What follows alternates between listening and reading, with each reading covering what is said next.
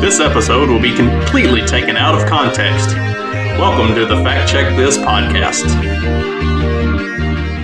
Alright, Fact Check This podcast, episode 41, and normally I spend most of my time bagging on how terrible the Democrats are. And if we're being totally honest, they make it pretty easy. It's not like I have to jump through a lot of mental gymnastics or jump through a lot of hoops to point out all the terrible things that they do. But today I wanted to take a slightly different angle and focus on the other side of the aisle. Because in case you didn't know, I actually think the Republicans may be worse than the Democrats. As a former Republican myself, I'm not a big fan of the party. And a big reason for that is I actually would prefer a Democrat over a Republican. Because a Democrat is at least honest with you about what they are, who they are, and what they want. They're very out in the open with it. And that's not... Okay, so when I say all this, I'm talking about politician-wise, not the support base. It was interesting. I participate in several different online surveys and stuff like that. And one of them asked how conservative or progressive you think political figures of the individual parties, Republicans and Democrats, are, and how conservative or progressive you think the individual members of, like, the actual voting population for those parties are. And I think that Republican voters are probably very conservative for the most part.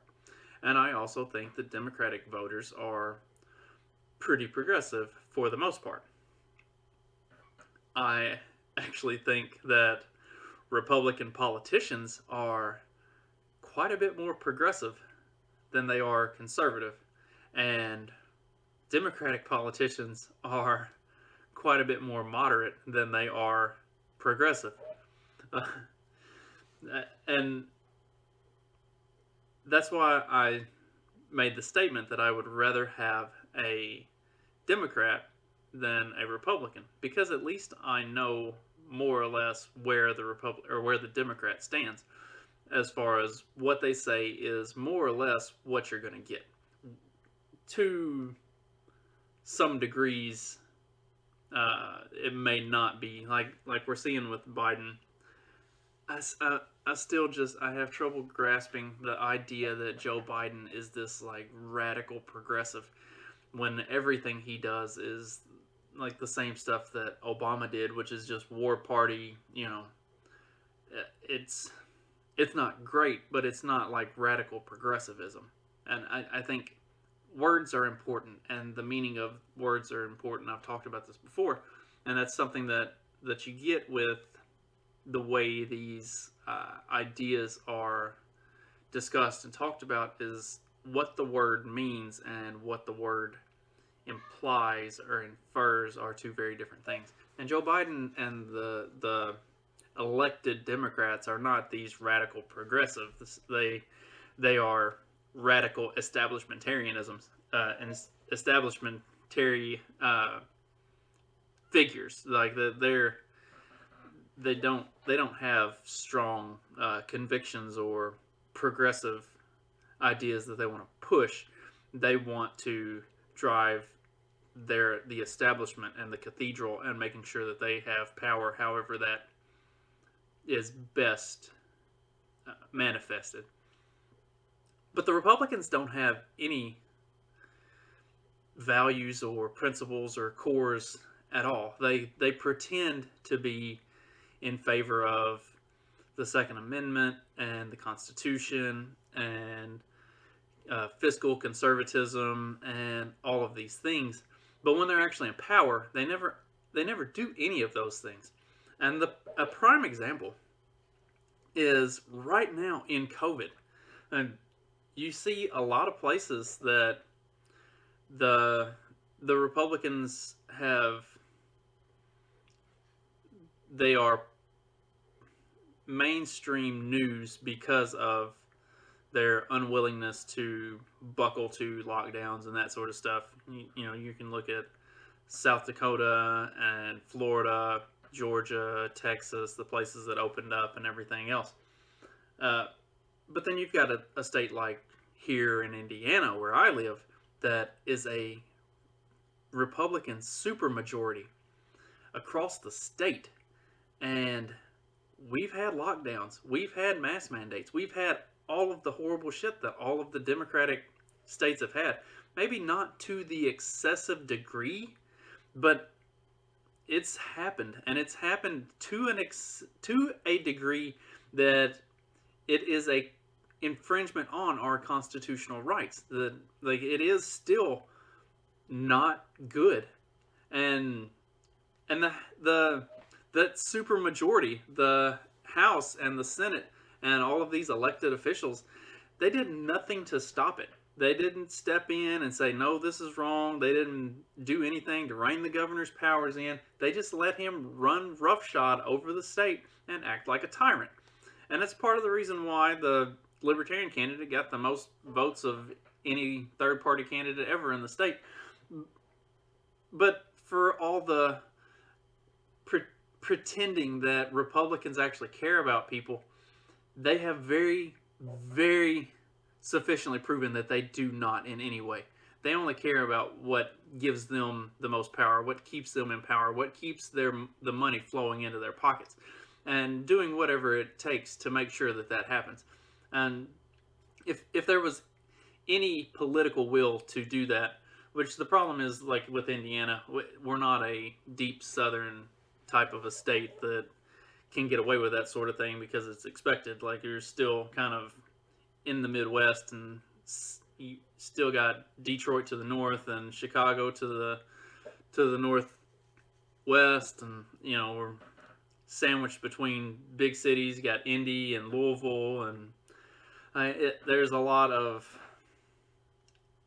other things that influence, and so that Republican supermajority is effectively useless because they don't have the spine to actually stand up for any principles or values, because they don't have any. Their principles and their values are what keeps us in power and what makes us rich. That's it. That's all Republicans care about. We don't have constitutional carry here in Indiana, and it's a fight that they are currently working on to try to make that happen, but it's not a given. And personally, I would be surprised if it happens. There are others who have more hope for it, but I don't see the political will from the Republican supermajority to do it, because it doesn't benefit them in any particular way.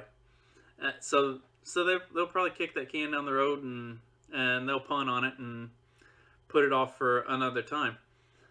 And you're starting to see some of the other states, like the more frontier states, that are starting to enact constitutional carry, and those states have kind of a new form of Republican that is a little more boisterous, a little more out there, a little more willing to take a risk of being politically incorrect. And like it or not, that is, to an extent, a good thing that came from the Trump presidency, because Republicans are losers. It's kind of a joke, but Republicans are losers. They have no spine. They have no balls. And so they never accomplish anything. Even when they have the House, Senate, and presidency, they never actually accomplish anything to uphold the Constitution or to make changes that would be meaningful in any way. And it's the same way here in Indiana with their supermajority. They don't do anything to protect the Constitution or do anything that would actually uphold any of that stuff and make it. The Republicans just don't care about actually doing those things. They only care about not coming across the wrong way. And at least, like I said, that is something good that I think may have come from the Trump presidency, is that it has created a radicalized version of Republicans in some places, that they're not worried about the political correctness. They're not worried about doing the safe thing and saying nice things and having no spine and having no values and principles to stand on. And they're starting to stand up. And maybe that'll be widespread and that'll catch on. But I don't I don't have a lot of faith that it will. And I really want to see the Libertarian Party be the party that does that. And I'm a big supporter of the Mises Caucus, and the reason I am a big supporter of that is because that is something that the Mises Caucus stands for, is not playing these dumb games and trying to be politically correct and say the right things and throw platitudes to all these fringe groups that don't like us anyway. They want to focus on values and principles and the things that actually matter to people, and the things that protecting freedom and liberty and letting people live their lives. And that's what I want to see more of. And then moving on from there to a slightly different topic that I'm not going to spend quite as much time on, but I definitely wanted to touch on because it is kind of getting traction and getting talked about a little bit more. Maybe not super mainstream. Like, I realize that a lot of the people that might listen to this are already libertarian, but also I hope that some of my more right-leaning or left-leaning friends who maybe don't tune into the same libertarian channels that I do for stuff would listen and hear some of this for the first time and realize what's going on.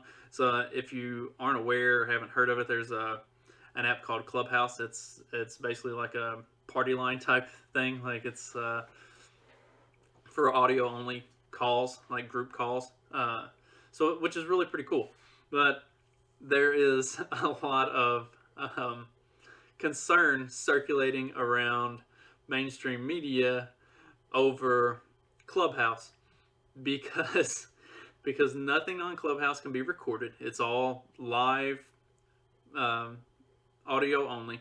So there's nothing that can be checked or fact checked. They don't have a way to monitor, and when I say they, I mean mainstream media, Facebook, YouTube, Twitter. Like, none of the big tech giants or the media mobs have a way to monitor and make sure you're not saying the wrong things on Clubhouse, and that is causing all kinds of concern. And one of the things that they're concerned about is that it is discriminatory. That Clubhouse is discriminatory because it excludes deaf people and people who can't speak, who have, or it could be discriminatory towards those with speech impediments or something like that, because it is strictly audio. It's just a party line app basically, which is pretty cool. I'm trying to get in and start up some groups for Lions of Liberty and peddling fiction and stuff. But so that's the number one thing that the first thing that they lead in with is how discriminatory it is, because it excludes people. Because you can't ever do anything in modern society that could in any way be perceived as exclusionary at all. And that's just, which is flat out stupid all on its own. And that's the entire basis of civilization as we know it is exclusionary. Like, there are things that you're not going to be able to do. That's how people elevate themselves above others. That's how you get a leg up. That's how you distinguish yourself. That's how you contribute in ways that others can't, and make yourself invaluable. And the reason that that's a bad thing, as far as they're concerned, is because they want everybody to be a standard NPC with the same programming and the same skills and the same everything, so that we're all only worth $15 an hour or whatever it is that they deem that we should be worth. They don't want anybody to rise above or to have anything else. It's all got to be perfectly standardized. which is a problem I have with standardized tests and everything else. Is like it doesn't create room for being better. Because let's face it, like that's what that kind of stuff promotes. It promotes mediocrity and nothing else but mediocrity. So they're concerned that Clubhouse is exclusionary because some people might not be able to use it because of deafness or inability to speak or speech impediments, yada yada yada, which is just stupid anyway. The real reason, the real heart of what their problem is the fact that they cannot monitor every moment of your life and tell you when you're saying the wrong thing and throw you in Facebook jail or send the Gestapo after you, because that's what it's all leading to. That's what we're all moving in the direction of, is they want to be able to monitor 100% of your life at all times, fully Big Brother style, so that if you don't think the right things and you don't say the right things, they can send you to a re-education camp or what the fuck ever and make sure that you are programmed properly and you don't have any dissenting thoughts ever again. I mean, Parler's back. I don't know how functional it is, but Parler is making its comeback. Like, there are all kinds of other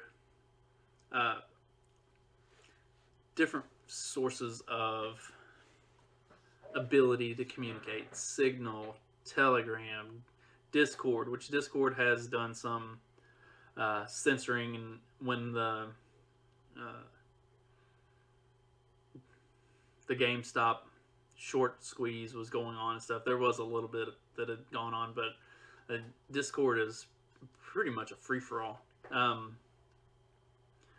MeWe has said that they would start doing some censoring, but I'm not aware of any that's happened yet. But, like, there are a lot of alternative platforms that have come about because of all of this, and it is pretty interesting, because the big thing that's going to be important with these alternate platforms, antinewslive.com is so the guy who started it does work for Lions of Liberty. He does his own podcast, and he does graphic design and a bunch of different other stuff. And he got kicked off of Facebook and demonetized really for no reason and with no warning. Like, he wasn't putting out a bunch of insane content that was really pushing anything radical. He was just doing what he normally does, and honestly, it's pretty tame if we're being totally honest. But he and his wife, like his wife, who has nothing to do with any of what he does, her business page got removed from Facebook as well. Like, they completely removed and demonetized them entirely, and I think they gave it back eventually. But when all of that happened, he was like, "Fuck this, I'm out. I'm going to create my own website." So the big thing that's coming around with all of this, and the really cool thing that's coming around with all of this, is all of these platforms are decentralized and running off their own servers. A lot of them are running off of servers that are not in this country, so that they don't have to be subjected to the NSA and the CIA constantly stealing data and spying on everybody that's on them. So, and the more that this happens, the more these big tech companies and mainstream media and the intelligence community are going to get pissed off because they're getting cut out of the loop. So it's going to be interesting to see how it all plays itself out going forward. But pay attention to Clubhouse and Gab and all of these alternative sources of social media and news and stuff like that, because it's all gonna start coming under the gun here real soon, because they're bucking the system, and the system does not like it when that happens. I think I'm going to wrap on that. That'll do it for today. I will be back later in the week to talk about something else. Who knows? I'll figure it out when I get there. Let's see. This will probably be, I still haven't 100% decided on it. This may or may not be the last video that goes up on YouTube. I'm moving all of my video content over to BitChute. YouTube keeps taking my videos down because apparently they don't like it when you use factual information and read from actual reports. So I keep getting stuff taken down, and I'm not going to stop saying this stuff, so I'm probably not long for the YouTube world. So anyway, everything's going to BitChute. And beyond that, hope everybody has a good week, and be sure to come back later and check out the next one. Have a good one.